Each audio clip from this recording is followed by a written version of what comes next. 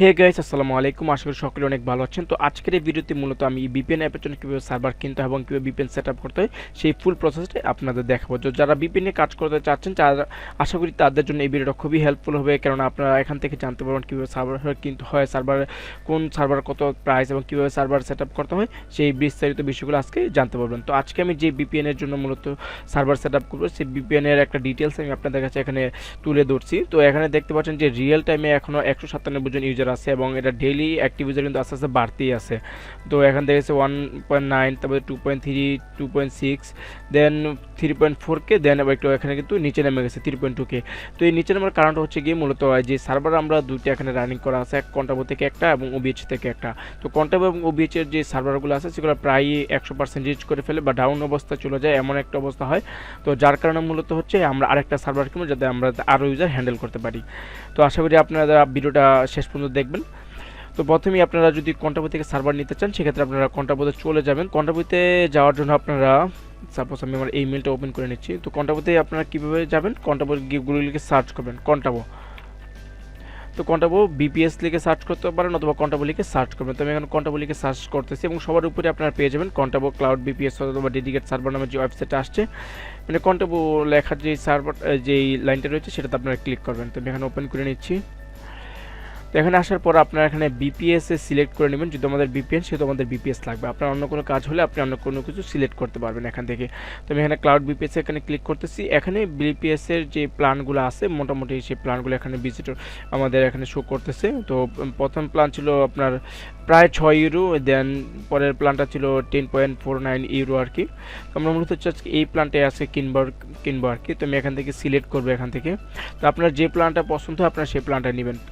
তো কন্টাবোতে এখানে monthly price চলে আসছে আমার 10.49 ইউরো। তো এখানে কিন্তু আমাদের আরও কিছু যে প্রাইস এটা কিন্তু অ্যাড আপনারা ভিডিওতে দেখতে পারবেন কোথায় কোথায় প্রাইসটা অ্যাড হচ্ছে আর কি। তো এখান থেকে আমরা মূলত হচ্ছে 1 মাসের জন্য সিলেক্ট করে নেব। আপনাদের যত দিন মন চায় তত দিন এখান থেকে সর্বোচ্চ 12 মাসের জন্য আপনি এটা কিন্তু নিতে পারবেন। তো আমি আমাদের 1 মান্থের জন্য নেব, পরবর্তী মাসে আমরা কিন্তু এটা রিনিউ করবো। তো রিনিউ প্রসেস হচ্ছে অটোমেটিক আপনার যে কার্ড থাকবে সেই কার্ড থেকে কেটে নেবে আর কি। তো আমি এখানে 1 মান্থের জন্য সিলেক্ট করে দিচ্ছি। তারপর হচ্ছে আমরা ইউনাইটেড স্টেটের যে সেন্ট্রাল আছে সেই সেন্ট্রালে আমরা সিলেক্ট করব। তো আপনার যে লোকেশন আপনার পছন্দ হয়, এখানে অনেকগুলো লোকেশন বলতে এখানে আপনার জার্মানি আছে, ইউনাইটেড কিংডম আছে, তারপর হচ্ছে ইউনাইটেড স্টেট এবং সিঙ্গাপুর, জাপান এবং সিডনি বা অস্ট্রেলিয়া, এই কয়েকটা আপনার লোকেশন রয়েছে। আপনার যে লোকেশনের দরকার হয় আপনি সেই লোকেশনটা এখান থেকে সিলেক্ট করে দেবেন। তো আমি এখানে ইউনাইটেড স্টেটটা সিলেক্ট করে দিচ্ছি। দেওয়ার পর আপনার যে স্টোরেজ লাগবে সেই স্টোরেজটা আপনি সিলেক্ট করে দিবেন। তো আমার এখানে যেহেতু এনবিএমইটা আমি প্রেফার করি সেক্ষেত্রে আমি 100 জিবি যে এনবিএমইটা লাগবে সেটা আমি এখান থেকে সিলেক্ট করে দিচ্ছি। তো আপনার যদি অন্য কোনো প্ল্যান দরকার হয় আপনি এখান থেকে সিলেক্ট করে নিতে পারেন, সেক্ষেত্রে আপনার এডিশনাল চার্জ দিতে হবে আর কি। তারপর হচ্ছে এখানে আসার পর আপনার যে অপারেটিং সিস্টেম আপনি চাচ্ছেন আপনার বিপিএস ইনস্টল করতে, আপনি সেই অপারেটিং সিস্টেমটা এখানে সিলেক্ট করবেন। তো আমি এখান থেকে মূলত উবুন্টু 18.04টা সিলেক্ট করে দিচ্ছি এবং বাকি আপনার যেটা দরকার আপনি সেটা সিলেক্ট করে নেবেন।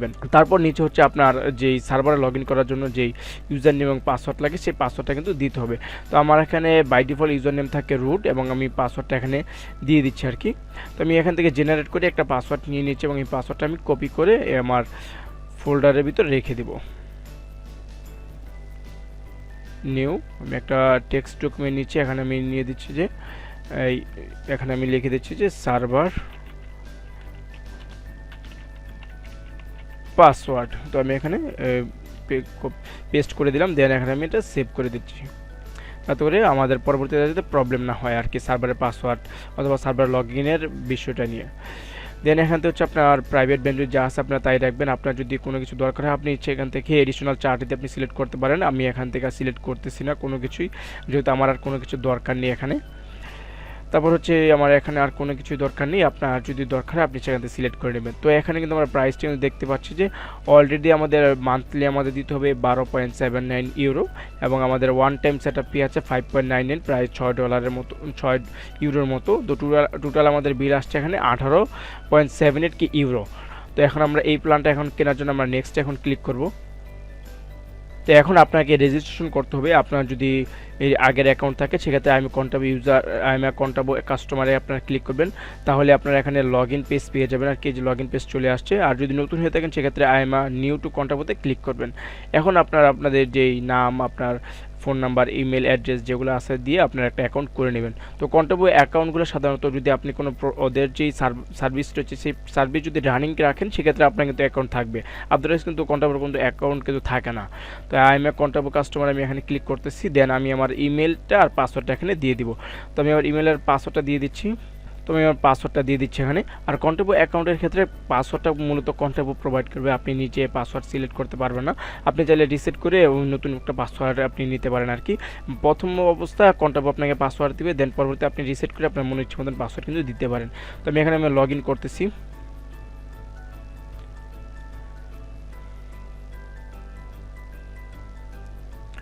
তো আমার এখানে কার্ড যেহেতু অ্যাড করা আছে অলরেডি, তো আমার কার্ডটা কিন্তু এখানে চলে আসছে। আমার এখানে টোটাল যে পেমেন্ট করতে হবে সেটা হচ্ছে $25, যেটা ইউরোতে ছিল আমার 18.78 ছিল মেবি। তো আমার এখন আমার $25 পেমেন্ট করতে হবে।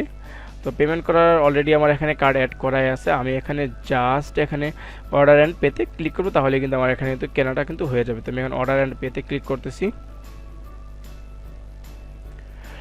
তো দেখতে পাচ্ছেন যে thank you for your order, আমার পেমেন্ট প্রসেসিং হচ্ছে। তো your payment and order has been received and is currently being provision. তো ওরা আমার অর্ডারটা নিয়ে নিছে, এখন আমার কিছুক্ষণ টাইম লাগবে, যে এই টাইমের মধ্যে আমার পেমেন্টটা কমপ্লিট হয়ে গেলেই কন্টাবো আমাকে আমার যে সার্ভার ডিটেলস রয়েছে সে সার্ভার ডিটেলসটা আমার যে মেল রয়েছে সেই মেল বক্সে কিন্তু পাঠিয়ে দিবে। ফিরছে আমাদের সার্ভার ডিটেলস পাঠানোর পর। তো পরবর্তীতে আমি আপনাদের দেখাবো মূলত কীভাবে সার্ভার আমরা পাওয়ার পর কীভাবে সার্ভারটা সেট আপ করতে হয়। আর যেহেতু আমার এখানে টাইম লাগতে পারে, বলছে ওরা 3 আওয়ার লাগতে পারে। সো আমাদের কাছে অলরেডি সার্ভার ডিটেলসটা চলে আসছে। তো আমাদের পেমেন্ট কমপ্লিট হওয়ার সাথে সাথে কিন্তু সার্ভার ডিটেলস চলে আসছে। তো আমি মূলত হচ্ছে একদিন লেট করে আর কি ভিডিওটা তৈরি করতেছি, তো আপনারা হয়তো টাইমটা খেয়াল করলে হয়তো দেখতে পাবেন। তো আমাদের এখানে যে সার্ভার ডিটেলসটা ছিল সেই সার্ভার ডিটেলস অনুযায়ী যে প্রাইসটা ছিল সেই প্রাইসটা কিন্তু এখানে কিন্তু দেখাচ্ছে। দেন আমাদের সার্ভারের ডিটেলস এখানে লেখা আছে ইউর লগ ইন ডাটা, এর নামে যে মেলটা করছে এই মেলের মধ্যে আমাদের সব ডেটাগুলো দেওয়া আছে। তো যেহেতু এটা প্রাইভেট একটা জিনিস সেক্ষেত্রে আমি সব কিছু হাইড করে দেবো, না হলে আমি হয়তো এই সার্ভারটা নিয়ে প্রবলেমে পড়তে পারি ভবিষ্যতে, কারণ আপনারা এখানে কিন্তু অ্যাক্সেস করতে পারবেন আর কি এই সার্ভারের আইপি অ্যাড্রেস এবং পাসওয়ার্ড দিয়ে আর কি। তো যাই হোক, আমি এখন আমার লগ ইন করবো। তো লগ ইন করার জন্য আমি এখানে ইউজ করবো পুটি। তো পুটি দিয়ে কিন্তু আসলে সব সার্ভারের কাজগুলোই করা হয় মোটামুটি। তো আমি পুটিতে আমার আইপি অ্যাড্রেসটা এখানে বসিয়ে দিব। দেন আমি পুটিতে লগ ইন করে নেব। এখন আমাদের কাছে যে সার্ভারটা চলে আসছে এই সার্ভারটা দিয়ে কিন্তু আমরা চাইলে ওপেন ভিপিএন অথবা হচ্ছে ওপেন কানেক্ট যে কোনো ভিপিএনে কিন্তু আমরা কিন্তু ইনস্টল করতে পারবো। তো প্রথমে আমি সার্ভারের ইউজার নেমটা দিয়ে দিলাম, দেন কিন্তু পাসওয়ার্ডটা দিয়ে দিলাম। তো আমি এখানে লগ ইন করে মূলত হচ্ছে ওপেন কানেক্ট ইনস্টল করব। তো চলুন আমরা সেটআপ প্রসেসটা দেখে নিই। তো সেটআপ প্রসেসটা আসলে অনেক লেন্দি হবে, সেক্ষেত্রে আমি এখানে কাট করে দেবো যাতে করে আপনাদের সময়টা বেঁচে যায় আর কি। তো ফাইনালি আমাদের সার্ভার সেটআপের কাজ শেষ। তো আমরা সার্ভার থেকে এখন বেরিয়ে যাব এবং তারপর আমরা আবার চেক করবো আমাদের যে সার্ভারটা ছিল সেটা কাজ করতেছে কিনা ঠিক মতন। তো অ্যাট ফার্স্ট আমি আমাদের দেখিয়ে নিই আমার আইপি অ্যাড্রেসটা। আমার নেটওয়ার্কটা খুবই আজকে স্লো কাজ করতেছে, তো আমি তারপরে দেখিয়ে দিই হোয়াট ইজ মাই আইপিতে আমার আজকের আইপি অ্যাড্রেসটা কি। তো এটা মূলত আমার পাবলিক আইপি অ্যাড্রেস। তো আমি এখন ভিপিএন কানেক্ট করার পর আমি দেখবো যে আইপি অ্যাড্রেসটা চেঞ্জ হয় কিনা। তো ভিপিএন কানেক্ট করার জন্য আমরা টেস্ট করার জন্য ওপেন কানেক্টের যে এই ক্লায়েন্টের যে অ্যাপটা রয়েছে সেই অ্যাপটা আমি মূলত এখন ওপেন করতেছি। তো এখানে আমি ওপেন করে নিচ্ছি। তারপর এখানে আমি এখানে নতুন একটা প্রোফাইল তৈরি করে নেব, নিউ প্রোফাইল। তারপর এখানে হচ্ছে আমাদের গেটের মধ্যে আমার আইপি অ্যাড্রেসটা দিতে হবে। তো আমি আমার আইপি অ্যাড্রেসটা দিয়ে দিচ্ছি এখানে। তো এখানে আমি আর আইপি অ্যাড্রেসটা দিয়ে এখানে মূলত হচ্ছে আমি এখন আমার কাস্টমাইজে ক্লিক করে আমি এখানে নাম দিব আমাদের সার্ভারের নাম। তো আমি সার্ভার নাম দিয়ে দিচ্ছি যে ইউনাইটেড স্টেট। তো হয়ে গেলো। তারপর সেভ অ্যান্ড কানেক্ট আমরা ক্লিক করব। দেন এখানে আমরা একুরেট ইনফরমেশনে ক্লিক করব। তারপর হচ্ছে আমার সার্ভার যে ইউজার নেমটা ছিল সেই ইউজার নেমটা আমি দিব এখানে। তো আমি আমার ইউজার নেমটা দিয়ে দিচ্ছি এখানে। তো ইউজার নেমটা আমি আপাতত আমি হাইড করে দেবো।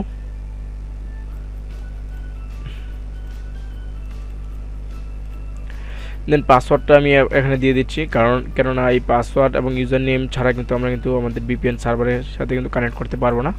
তো আমি এখানে পাসওয়ার্ডটা আমি দিয়ে দিচ্ছি এবং দেওয়ার সাথে সাথে কিন্তু আমার এখানে কানেক্ট কিন্তু হয়ে গেছে। তো এখন যদি আমার আইপি অ্যাড্রেসটা চেক করি তাহলে কিন্তু আমার আইপি অ্যাড্রেসটা কী ছিল সেটা দেখতে পারবো। তো এই ছিল আমার আগের আইপি অ্যাড্রেস। এখন আমি আমার ওই যে উইন্ডোটা আছে সেই উইন্ডোটা আমি রিলোড করতেছি।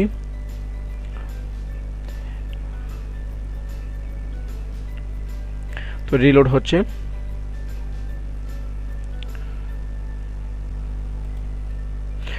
তোমাদের আইপি অ্যাড্রেস শো করতেছে। তো এর আগে যে আইপি অ্যাড্রেস ছিল আপনারা দেখেছেন, কিন্তু এখন যে আইপি অ্যাড্রেস ছিল এটা কিন্তু সার্ভারের আইপি অ্যাড্রেস। তো আজকে মূলত আমার নেটওয়ার্কে মেবি খুবই ইস্যু করতেছে, আমার মেবি আমার ওয়াইফাইটা চলে গিয়েছে মাঝখান দিয়ে, যার কারণে মূলত আমি কাজ করতে পারতেছি না। তো আমি কিন্তু আপনাদের দেখেছিলাম যে আমার আইপি অ্যাড্রেসটা যেটা ছিল সেটা কিন্তু চেঞ্জ হয়ে গেছে। তো এইভাবে কিন্তু আপনারা খুব সহজে আপনাদের যে ভিপিএন অ্যাপ লাগে সেই ভিপিএন অ্যাপের জন্য সার্ভার সেট আপ করতে পারবেন। তো আমার এই সার্ভারটা সেট আপটা কিন্তু আমার ভিপিএন অ্যাপের জন্য করা হয়েছে। তো আপনারা আপনাদের পছন্দ মতন যে ভিপিএন থাকবে সেই ভিপিএনের জন্য আপনারা সার্ভার সেট আপ করে নেবেন। তো নেক্সট ভিডিও টিউটোরিয়ালে আমি মূলত ওপেন ভিপিএনের যে সার্ভার সেট আপ রয়েছে সেই সার্ভারটা কীভাবে সেট আপ করেন সেই প্রসেসটা দেখিয়ে দিব। তো সেই সেটআপটা হবে একেবারে ইজি, মাত্র আপনারা 1 মিনিটের মধ্যে সার্ভার সেটআপ করতে পারবেন। তো এখানে যে প্রসেসটা দেখেছি সেটা কিন্তু অনেক টাইম নিচ্ছে।